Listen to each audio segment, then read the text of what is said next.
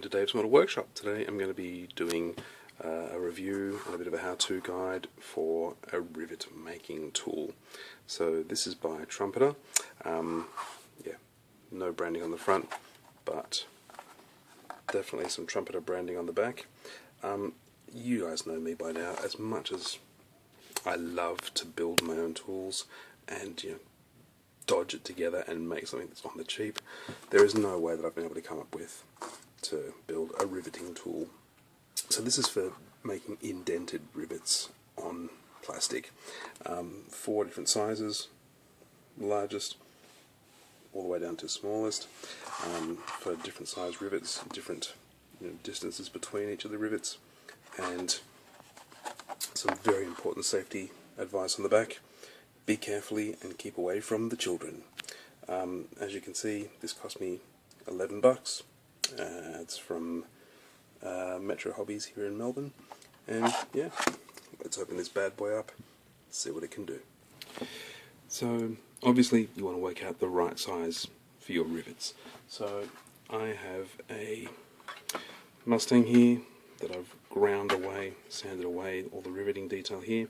If I was being really keen, I'd get rid of this raised detail here, but life's too short for that for this one. It's not that impressive a model, and I'm not entering it in any competitions.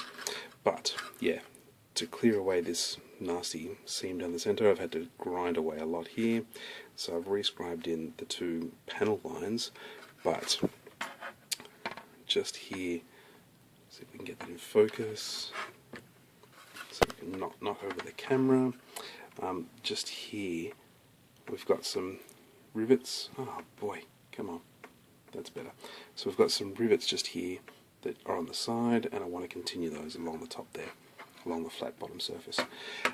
So I've gotten a flat piece of styrene, did a bunch of rivets on it with the first blade that I had, compare the size, and it wasn't quite right. I'm going to do the second one here. Come on. So, got my second blade in. I'm just going to run along, press fairly carefully, fairly heavily. And I'm going to check those. Yeah, that's much better a match for the spacing of the rivets on the Mustang that I wanted to use. And look, it's just, for this case here, for this particular job, it's that easy.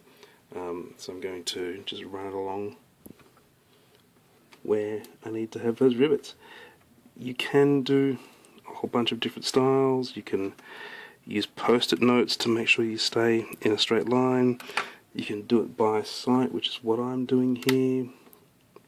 You can use a metal ruler to make sure you don't wobble all over the place. Let's have a look at those. Come on, focus.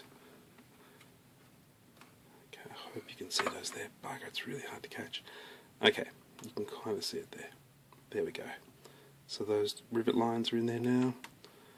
I'll do this next one here. And it's really just a matter of lining it up with the stuff that's already there. Try and get that on the camera again. Oh, so hard. There we go, so down the bottom here, you can see where those rivets are now. Yeah, look, I'm not spending a huge amount of time on this model because the kit itself is fairly inherently flawed, so this is not going to win any competitions for me. But it looked pretty bodgy without the rivets along the bottom there. Just those panel lines with no rivets looked a bit shit. There we go. So I'll do that last one in the middle there, and then that's it. Yeah. What more to say? It does what it says. It is a riveting tool. There we go. One last one just underneath that line. You can see the beautiful result we get here. Yeah, that's it. Oh, by the way, one little tip. I would recommend keeping the packaging because otherwise you're going to lose these blades. Pop it back in when you finish, guys. Changing blades, really easy. Pull this little tool back, your blade drops out, this piece drops down like that, and so I wanted to use this as my next spacing. Pop that little axle, for want of a better word, pop that little axle back in. It's a little clunky, but you know, it does the job. Oh man, it's well clunky. It's a little clunky. Okay, goodness me. And then click it back in, you're ready to go. So that's the Trumpeter riveting tool. Like I said, I'd love to say to you, oh, I've got this cool idea for how to make one of your own. I don't have any way to do that unless you want to sit there with a pin or a scalpel and go bink, bink, bink, bink, bink, and make individual rivets, which is a pain in the ass. I have done that, and it's a pain in the ass. Unless you want to do that, this is the way to go. If you've got any suggestions on ways to make your own, let me know. I'd love it. But otherwise, yeah, look, it's $11 well spent.